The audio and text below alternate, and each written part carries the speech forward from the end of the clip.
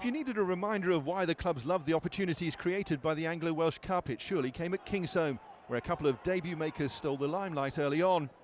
First, with 6 minutes played, Tom Griffiths weaved his way through a gap in the Gloucester defences to mark his first senior appearance for Saracens with a try.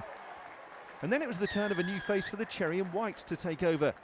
They opted to kick to touch from a penalty, and from the line-out which followed, they set up a maul, which eventually gave 19-year-old hooker Joe Mullis the chance to stretch for the line. A penalty from Ben Spencer made it 10-5 to Saracens as they began to take a grip on the game, and it was Griffiths who was leading the way.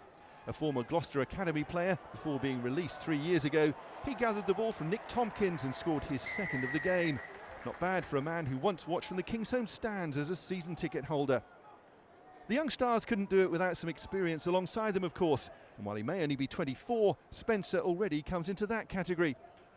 During this match, he became the top point scorer in the history of the Anglo-Welsh Cup, with his major contribution being this fantastic dummy on his way to the try line.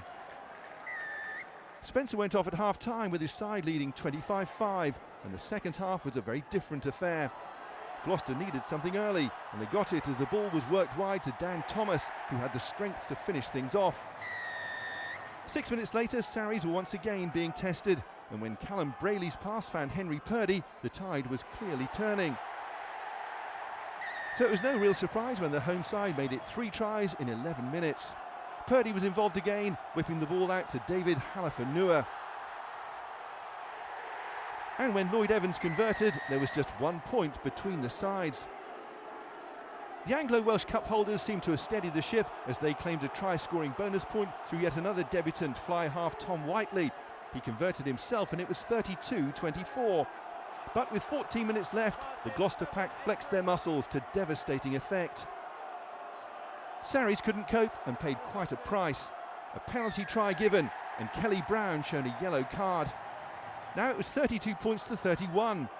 Gloucester missed one chance to win it when Lloyd Evans' penalty hit the post, but they got what they wanted with a minute to go. Halafanua's second try of the game was the match winner, and the nature of the comeback certainly increased the intensity of the celebrations.